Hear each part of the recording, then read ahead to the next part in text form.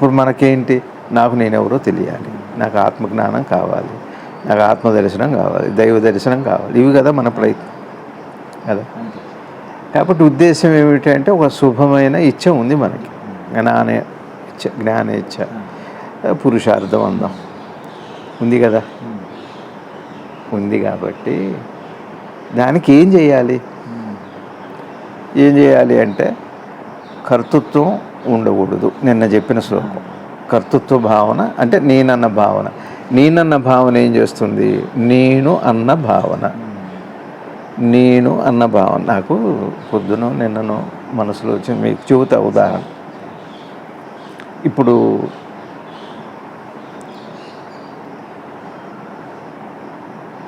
మీరు పాలు తోడి పెట్టారు, పాలు కాగబెట్టారు, పాలు విరిగిపోయినాయి. ఒక స్టవ్ మీద 10 మంది పాలు కాగబెడుతున్నారు. ఏదో ఒక తిరణాలనుకోండి, లేకపోతే మనమే కుటుంబం, ఓ 10 మంది పాలు కాగబెడుతున్నారు,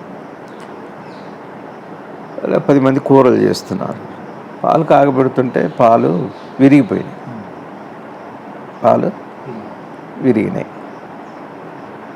పాలు విరిగిపోయినాయి అని అన్నారు అనుకోండి. ఎవరివి అన్న ప్రశ్న ఉందా లేదా? ఏ పాలు అని అంటామా, అనమా? అయిందా? అంటే కూర మాడింది, ఏ కూర? అదే అందరం బంతి భోజనం చేస్తున్నాం, చేదు వచ్చింది ఎవరికి? ఏది? మీరు కొద్దిగా జాగ్రత్తగా వినండి. మీరన్నీ మిమ్మల్ని ఎందుకు అంటున్నానంటే వినేవాళ్ళందరం నాతో కలిపి ఇప్పుడు ఒకానొక ప్రత్యేకమైన దాన్ని నేనంటే చెబుతున్నా. నేను అన్నదానికి ఒక ప్రత్యేకమైన ఉనికి, వ్యక్తిత్వం దేనికి వచ్చింది చెప్పండి? క్రియకేగా, క్రియను బట్టేగా మీరు అనేది. దానికంటూ ఒక ప్రత్యేకమైన విషయంగా మీరు గుర్తించడం ఎప్పుడు జరిగింది? ఆ క్రియని బట్టే కదా.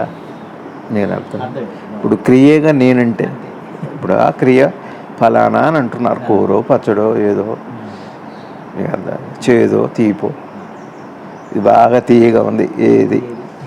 ఇప్పుడు ఇంకా తేలిక చెబుతాను. మీకు దోసకాయ ముక్క ఇచ్చా, ఇంట్లో ఇస్తారు, నాకు కూడా చేసి చూడండి అంటారు. కొంతమంది తెలియక చేసి చూడండి అంటారు. తింటాం, తిన్నాక విత్త కాయ అంటారు.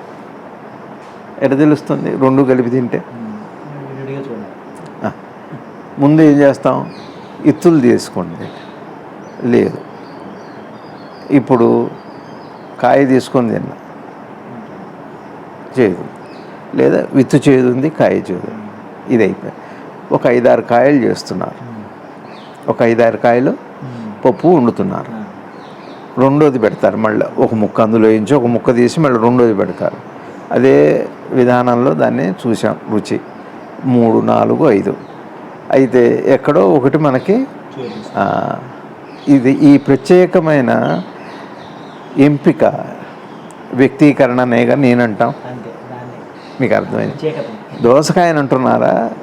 దోసకాయలు అయితే అన్నీ ఒకటే, విత్తులు అన్నీ ఒకటే, అందులో తీసిన ముక్క ఒకటే. కానీ ఏది అనేది దేన్ని వస్తుంది? వ్యక్తీకరణ, వ్యక్తిత్వం. అది ఏదైతే ఒక గుణం వ్యక్తమైందో ఆ గుణాన్ని వల్లనేగా దానికి ఆ ఉనికి, ఎంటిటీ వచ్చింది. మీకు అర్థమైంది? అర్థమైందిగా? అదే అట్లానే మనకి మొన్న చెప్పా, స్వప్నంలో కూడా నొప్పులు వస్తాయి. దెబ్బలు కొట్టారు, నొప్పులు వచ్చినాయి.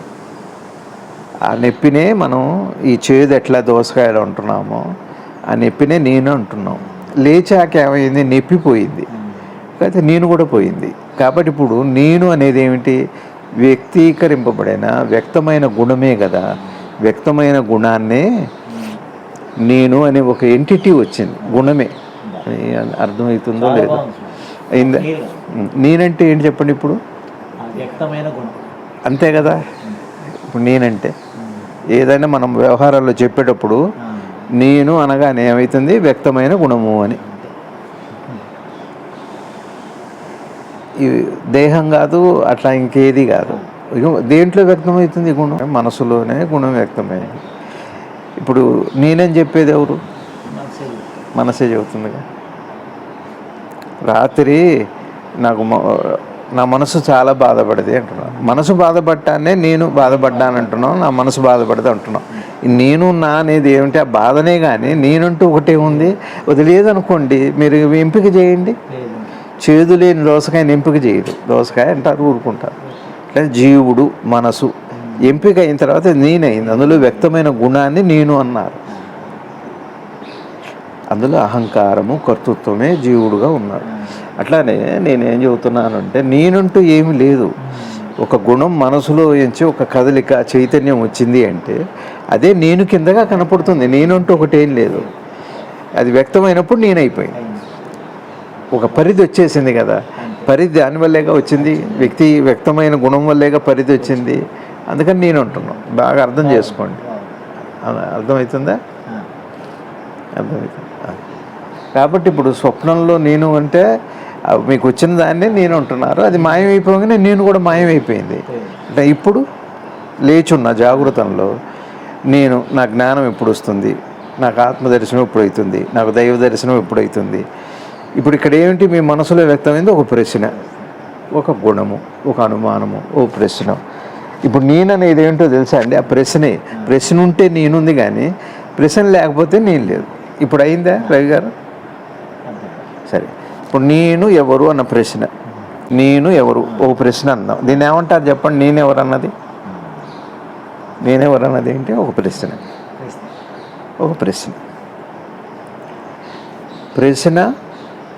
అంటే కోరికన్నా ప్రశ్న అంటేనేమో ప్రశ్నించటం అనుకోండి. పొద్దునే వచ్చింది అంటే, పొద్దున మనసుకి ఏం బోధ వచ్చిందంటే, గమనించిన విషయం, సత్యం గమనిస్తుంది కదా చైతన్యం. అది ఏంటంటే,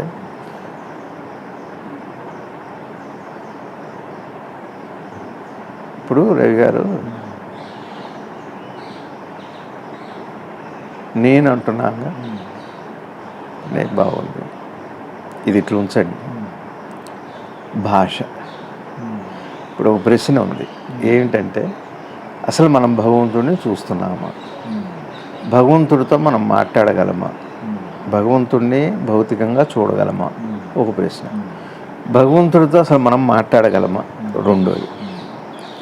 ఒకవేళ మాట్లాడితే ఎట్లా ఉంటుంది, మాట్లాడిన తర్వాత ఎట్లా ఉంటుంది? ఇవే కదా. ఇప్పుడు మీకుండదా స్వామిని చూడాలని? నన్ను అడుగుతా, మీరు ఆంజనేయ స్వామిని చూశారంట, ఉంటే ఎట్టున్నాడంట. ఇవంతా దీనికి వేదాంతం చెప్పింది. రూపనామాలు అయితే కనపడి వెళ్ళిపోతాయి, ఈ అవతారం కూడా వెళ్ళిపోతుంది. ఇది ఎంత వెళ్ళిపోతే దర్శనం గురించి చెబుతున్నాను. ఇప్పుడు మీరున్నారు, నేను మాట్లాడుతున్నాను. ఇప్పుడు నా మనసులో ఏముందో మీకు తెలియాలంటే నేనేం చేయాలి? మీకు కూడా తెలియాలంటే నేను మాట్లాడాలి కదా. నేను మాట్లాడితే మీకు తెలుస్తుంది, నా మనసులోది మీకు తెలుస్తుంది కదా.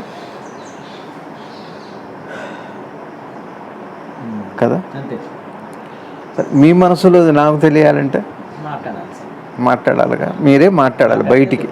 మాట అంటే బయటకు వచ్చేదే మాట కదా. బయటికి రాకుండా ఉండే మాటనే ఉంటారు ఆలోచన. ఎందుకు వచ్చింది అసలు మీకైనా నాకైనా? ప్రేరణే లేండి. ఇప్పుడు ఆకలి ఉందనుకోండి, ఆకలి అయిందన్న ఆలోచన ఎందుకు వచ్చింది? ఆకలి వచ్చింది కాబట్టి అది సరే. కానీ జీవన వ్యవహారంలో ఒక ఆలోచన ఎందుకు వస్తుంది అంటే, ఆలోచన మాటల రూపంలో ఉంది.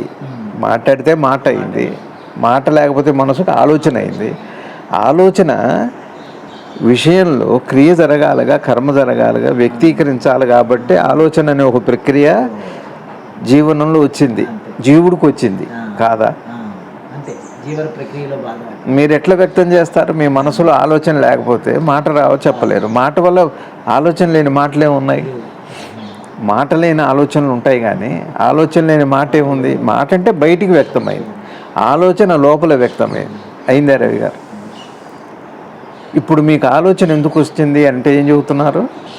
వ్యక్తీకరణ కోసం, వ్యవహారం కోసం వచ్చింది, జీవన వ్యవహారం కోసమే ఆలోచన వచ్చింది. రైట్.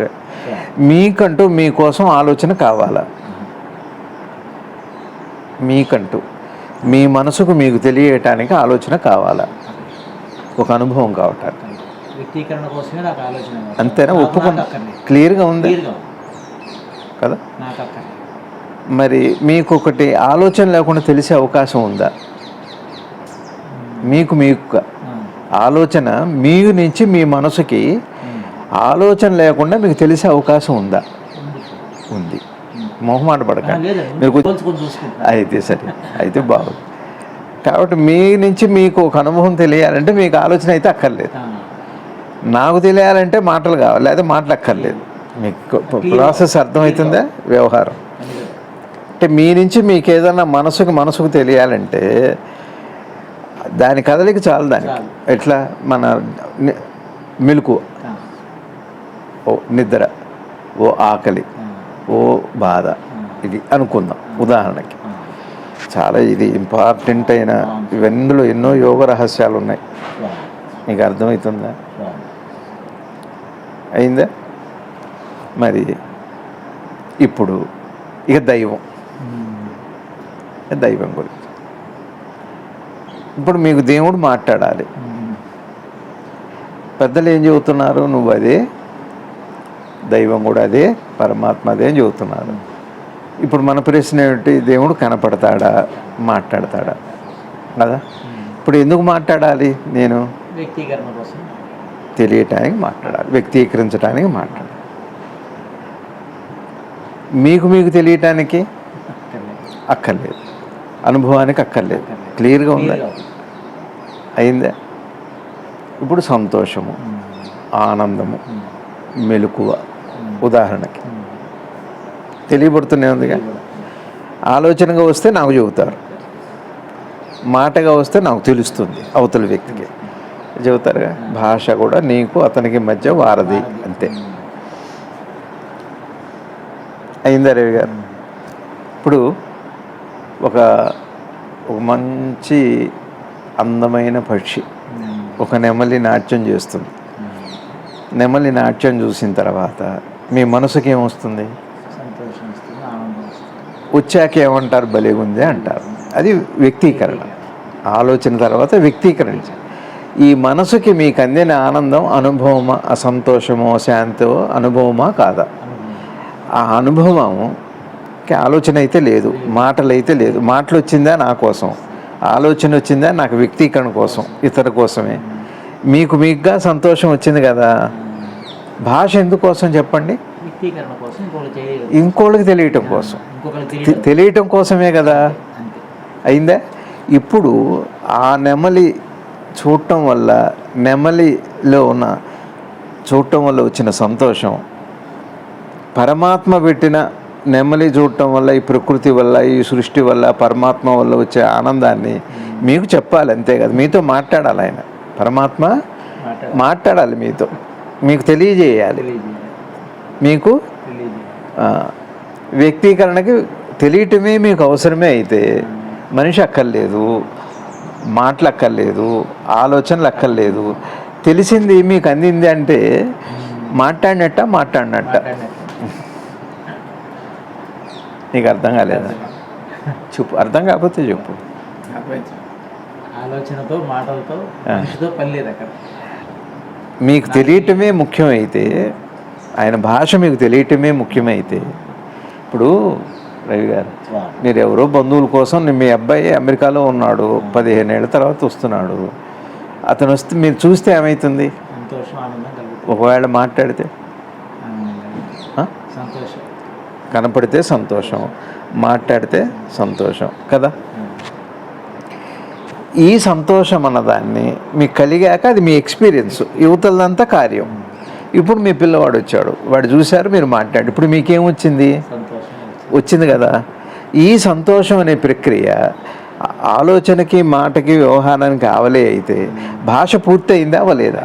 కాబట్టి భగవంతుడు మీతో మాట్లాడటం అంటే ఆయన గుణం ఆనందం ఏదైతే ఉందో ఆనందాన్ని రూపనామాలు లేకుండా భాష లేకుండా అందిస్తాడే, అది మౌన సంభాషణ, పరమాత్మ యొక్క భాషణ. అట్లానే నిద్రలో మీరున్నారా?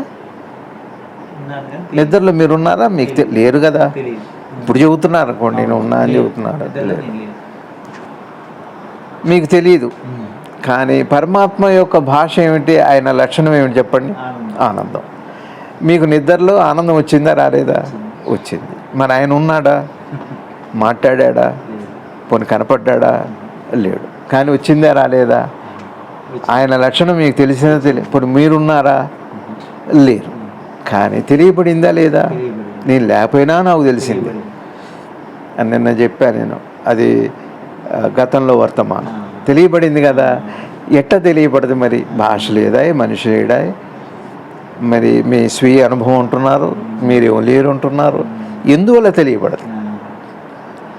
అది భగవంతుడి భాష. అందుకని ప్రతి వారము కూడా నిద్రలో, ప్రతి వారము కాదు, ప్రతి క్షణము కూడా పరమాత్మ భాషిస్తూనే ఉన్నాడు ఆనందంగా. అంటే ఆయన సహజమైన శాంతి, సహజమైన గుణం ఏదైతే ఉందో, ఉన్నాను అన్నది ఎరుక, సహజ స్థితి ఏదైతే ఉందో, సహజ స్థితిలో భాష లేకుండా మాట్లాడుతున్నాడు, నోరు లేకుండా మాట్లాడుతున్నాడు, నువ్వు లేకుండా నీకు చెబుతున్నాడు, ఆయన లేకుండా ఆయన చెబుతున్నాడు. ఇట్లా భగవంతుడి యొక్క సహజ ప్రక్రియ ఏది ఉందో అదే పరమాత్మ యొక్క అనుభవం. రూపనామాలు అక్కర్లా. మరి రూపనామాలు ఉన్నాయా, మరి అనుభవాలు అవుతున్నాయి కదా అంటే ఉండవచ్చు, ఉండనివ్వండి. అది నేను చెప్పట్లే. మీ ఏ అనుభవానికి కూడా భాష అక్కర్లేదు.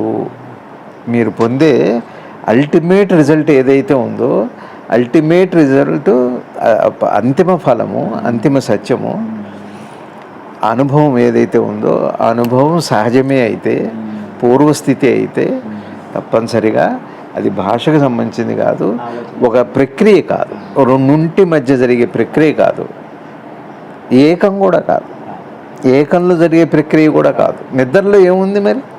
ఏకం కూడా లేదు. నువ్వు రాత్రి నేను నిద్రపోయానండి, నీకు తెలుసా? నాకు తెలియదు. ఎట్లా ఉంది? బాగుంది. నీ లేనుంటున్నావు, నాకు తెలుసుంటున్నావు, బాగుంది అంటున్నావు. ఆ బాగుంది, చాలా బాగుందండి అని ఒక ప్రకృతి చూస్తే, ఒక దైవాన్ని చూస్తే, ఇష్టమైన గురువుని చూస్తే ఆ కలిగే స్పందన, అనుభూతి, అనుభవం ఏదైతే ఉందో దానికి రూపనామాలు లేవు, అక్కర్లేదు, భాష లేదు. అది అపౌరుషేయం. మీకు అర్థమైందా రవి గారు? చాలా అద్భుతంగా. కాబట్టి పరమాత్మ కనపడతాడా అంటే నిద్రలో ప్రతి వాళ్ళకి కూడా ఆయన స్వరూపాన్ని మనకు అందిస్తున్నాం. మరి కనపడలేదుగా అంటే అక్కర్లేదు. మరి మాట్లేదుగా, అక్కర్లేదు. అందించట్లేదా అంటే అక్కర్లేదు. మరి పొందాను అంటున్నావే, అక్కడికి డైరెక్ట్, అది డైరెక్ట్. ఎట్లా ట్రాన్స్మిషన్? ఇప్పుడు ఇదివరకు కేబుల్ సిస్టమ్ అన్నారు, వైర్లు అన్నారు, ఇప్పుడు ఏదో ఫైబర్ సిస్టమ్ అంటున్నారు, అదంతా పోయి డైరెక్ట్ శాటిలైట్ అన్నమాట.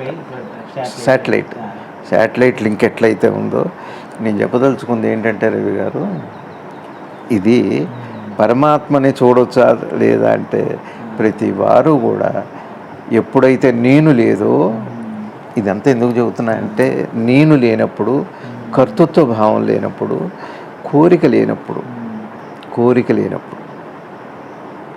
మీకు భాష ద్వారా, మీ ఆలోచన ద్వారా, మాట అంటే భాష, ఆలోచన అంటే మీ మనసులో ఉంది, అది కూడా లేనప్పుడు ఉండేది అనుభవం. ఆ అనుభవానికి భాష లేదు. ఆలోచన ఎందుకు వచ్చిందంటే వ్యక్తం చేయటానికి. మరి నీకెట్లా వ్యక్తమైంది అనే ప్రక్రియ ఏదైతే ఉందో దానికే తెలియాలి అంటే నియమిత కర్మ చేయాలి. నియమితము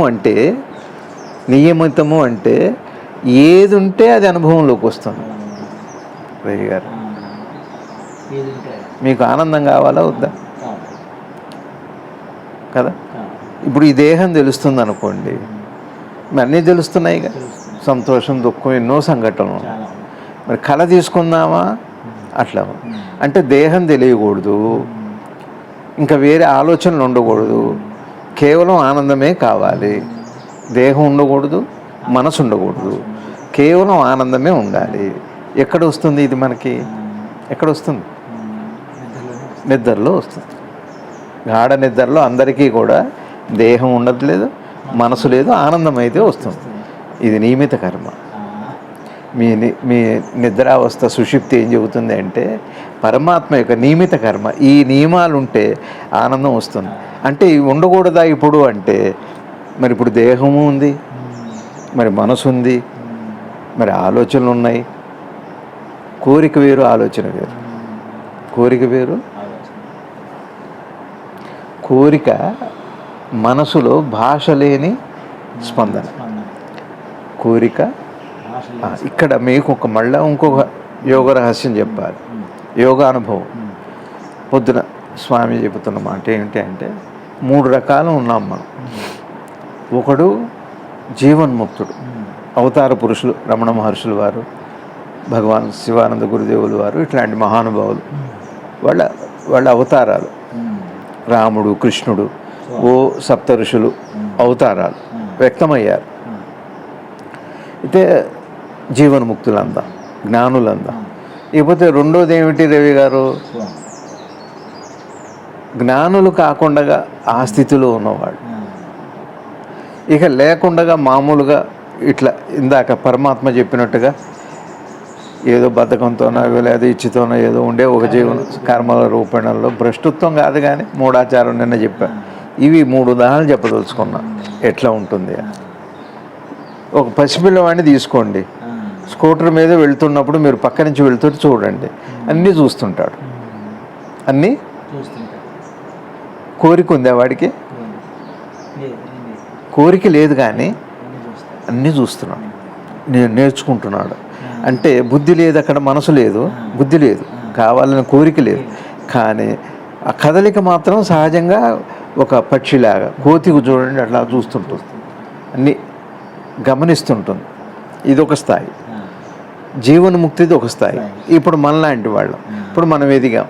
ఇప్పుడు మీరు స్కూటర్ మీద పోతున్నారు, ఒక కొత్తది కనపడేట్టు చూస్తారు. సొంతం చేసుకోవాలనో తెలుసుకోవాలనో ఏదో ఒక ప్రక్రియ. అంటే బుద్ధి ఉంది, కోరిక ఉంది, ఆలోచన ఉంది, ఇన్ని ఉన్నాయి. మరి పిల్లవాడు కూడా చూస్తున్నాడు మీలాగనే. మరి వాడి కోరిక ఉందా? లేదు, కేవలం చూస్తున్నాడు. ఇది దేని లక్షణం? జీవ లక్షణం. జీవుడు ఇక్కడికి ఎందుకు వచ్చాడు అంటే ముందు ఇట్లా చూసుకుంటూ వెళ్ళిపోతాడు. పశుపక్షాదులు పరిణామక్రమం అయిందే. మరి జీవన్ముక్తుడు ఎట్లుంటాడు? ఎందుకు వచ్చాడు ఇక్కడికి? ఇక్కడ ఒక రహస్యం ఏమిటి అంటే, చంటి పిల్లవాడు ఎందుకు వచ్చాడో, అసలు ఈ కదలిక కూడా ఎందుకు వచ్చింది, ఇది ఒక తెలియని కదలిక. చంటి పిల్లవాడికి తెలియకుండా చైతన్య కదలిక, మనకి తెలిసి బుద్ధితో కదిలే కదలిక చైతన్యం, అదే మనసు అంటున్నాం. అయిందా రవి గారు? అసలు ఈ పిల్లవాడికి కూడా మనం కోరిక లేదు, ఏమీ లేదు, ఎందుకు చూస్తున్నాడు అంటే ఒక సామాన్యమైన సహజమైన కదలిక. అంటే ఆ కదలిక ఎందుకు ఉంది అంటే వాడు చిన్నగా ఏమవుతాడు, ఎదిగి ఎదిగి ఎదిగి అది కావాలి, ఇది కావాలి, ఐస్ క్రీమ్ కావాలి, చాక్లెట్ కావాలి. ఇప్పుడు మనం నేర్పవచ్చు, వాడు నేర్చుకోవచ్చు, ఏదన్నా జీవన విధానం అయితే అంతే కదా. అయితే అణిగిపోయి ఉన్న వాసనలు ఏవైతే ఉంటాయో అది చిన్నగా కోరిక రూపంగా, కోరిక ఇంకా భాష ఆలోచన రాల, కానీ విధానం అది. ఇప్పుడు మీరు నిద్రపోయారు రవి గారు, ఏమన్నా కోరికలు ఉన్నాయా? నిద్ర లేస్తుండగా కోరికలు ఏమున్నాయా? ఆలోచనలు వచ్చాక ఏమవుతాయి? మీకు ఏ కోరికలు ఉన్నాయో ఆ కోరికల కోసం లేస్తారు. ఊరు వెళ్ళటము, ఇంట్లో పని చేయటము, ఉద్యోగానికి వెళ్ళటం, ఏదో. అంటే కోరికల తర్వాత ఆలోచన రూపంలో వ్యక్తం అవుతాయి. ఈ మెలకు ఎందుకు వచ్చింది అంటే కోరిక ఉండడం వల్లే మెలకు వచ్చింది. పిల్లవాడు కూడా చిన్నగా అటు ఎదుగుతున్నాడు. అట్లా మనలాంటి జన్మకి ఎందుకు వస్తుంది అంటే వాసన రూపంలో చైతన్యం ఏం చేస్తుంది, ముందు అమాయకంగా శిశుప్రాయంలో, ఆ తర్వాత తెలిసి అట్లా ఏదో ఎదుగుతుంది.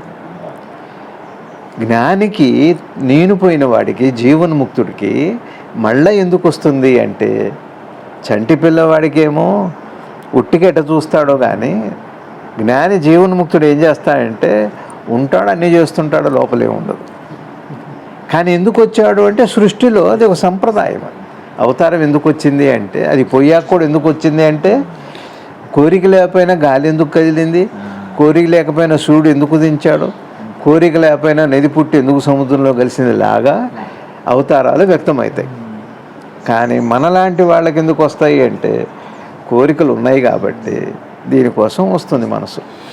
అసలు మొదటి కథలకి ఎందుకు వచ్చింది మనసుకి, జీవన్ముక్తుడికి అంటే వాడికి అసలు ఏది లేదనుకోండి. ఒక మా రాఘవేంద్ర స్వామిలాగా, మా అంతరాలయ రాఘవేంద్ర స్వామిలాగా జీవనం అంటే మళ్ళీ ఇటు రారు రామకృష్ణుల వారిలాగా. ఇంకా వాళ్ళు అందులో అనంత ఎక్కడో వెళ్ళిపోతారు, ఇక రారు. ఇక ఒకవేళ వాళ్ళకి ఈ ప్రపంచాన్ని మళ్ళీ ఈ జ్ఞానాన్ని అందించాలి, ఒక కృష్ణ పరమాత్మ అనేక జన్మలుగా వస్తున్నాను అందిస్తున్నాను అంటే అదేమవుతుంది అంటే కోరిక ఉండదు అక్కడ, కానీ వ్యక్తం అవ్వాలిగా సృష్టిలో మెలకువలాగా, ఒక మామూలు మెలకువలాగా, ఏ కోరిక లేని మెలకువలాగా, కోరికతో వచ్చే మెలకువలాగా, కోరిక లేకుండా మామూలుగా అట్లా ఈ ఇంత రకంగా లోపల చైతన్యం ప్రక్రియలు ఉంటాయి. మీకు అర్థమైంది? చాలా బాగుంది. జీవన్ముక్తుడి స్థితి. అది నియమిత కర్మ. నియమితము అంటే అర్థం ఏమిటి అంటే నేనెవరో పోతే కానీ అట్లాంటి పూర్తిగా ఈ అనంత కర్మలో కలిసిపోవటం, అనంత విశ్వ చైతన్యంలో, లేదా పదే పదే జీవకారుణ్యంతో భక్తుల మీద దయతో రావటం కోరిక లేకుండానే అది వస్తుంటుంది సహజంగా. అదే అనుగ్రహం అన్నారు గురువుగారు. ఎందుకు ఈశ్వరుడికి అనుగ్రహం గురువుగా వస్తాడంటే అనుగ్రహం అది జీవుడి మీద. అందుకే గురువు వైభవం గొప్పది. గురువు దర్శనమే జీవుడి మీద, గురువు పరమాత్మకు ఉండే దయ వల్లే గురు రూపంలో వస్తాడు. అది గురువు వైభవం. అది గురువు వచ్చేదే జీవుడి కోసం. ఉన్నారా జీవులు ఉన్నారా లేరా అంటే ఇవన్నీ పూర్వజన్మలు ఉన్నాయా లేవంటే ఇప్పుడు నేను ఉన్నాగా బాధలు ఉన్నాయిగా, ఇది ఉంది అంటే అది ఉంది, అది ఏవి లేకపోతే లేవు అనుకోండి. నిద్రలో ఏం లేవు కదా, ఈ ప్రశ్న లేదు కదా, ప్రశ్న ఉంది కాబట్టి ఇవన్నీ ఉన్నాయంటే క్లియర్ అయిపోతే అనుమానం పోతే లేదు. కాబట్టి ఇక్కడ నియమిత కర్మ పరమాత్మ, కృష్ణ పరమాత్మ నియమిత కర్మ అంటే ఏ నియమాలు? నేనెవరో పోవాలి, నేనెవరో తెలియాలి అంటే కర్తృత్వ భావన, నేను అన్న భావన, నాది అన్న భావన. ఇందాక మీతో ఒక మాట చెప్పాను నేను, కోరిక వేరు ఆలోచన వేరు. రవి గారు, ఆలోచన కోరిక అన్నది భాష లేని మనసు కదిలిక. ఆలోచన అన్నది భాషతో మనసు కదిలితే ఆలోచన అవుతుంది. ఎట్లా? ఆకలి కోరిక అనుకోండి, ఆకలిని కోరిక అనుకోండి, ఫలానా తినాలనుకున్నది ఆలోచన అనుకోండి. సింపుల్గా మీకు అర్థం అవటానికి. ఆకలికి భాష లేదు. మా నాన్న అంటుండేవాడు అప్పుడప్పుడు, నాకు జీడిపప్పు మిఠాయి అయితే ఆకలి అవుతుంది అంటాడు. జీడిపప్పు మిఠాయి ఆకలి అయ్యాక మీరు ఏం తినాలో మీకు వస్తుంది. హోటల్కి ఆకలితో వెళ్తారు, ఏం తినాలి? అందరూ అన్నం ఏం తినరు. ఒకడు బిర్యానీ తింటాడు, ఒకడు ఫ్రైడ్ రైస్ తింటాడు, ఏవేవో వాళ్ళకి ఏం కావాలో అది ఆలోచనలో భాగం. ఆలోచన నీ క్రియని నిర్ణయిస్తుంది. ఆకలి నీ కోరిక అంటే ఏం కోరిక ఎట్లా అది ఆలోచన రూపంలో వ్యక్తమవుతుంది. అట్లా భాష లేదు కదా ఆకలికి భాష లేదు. ఆకలికి భాష లేదు. భాష వస్తే కోరిక అవుతుంది. ఆకలికి భాష వస్తే కోరిక అవుతుంది. కోరిక క్రియాత్మకమైతే ఆలోచన అవుతుంది. మీకు అర్థమవుతుంది?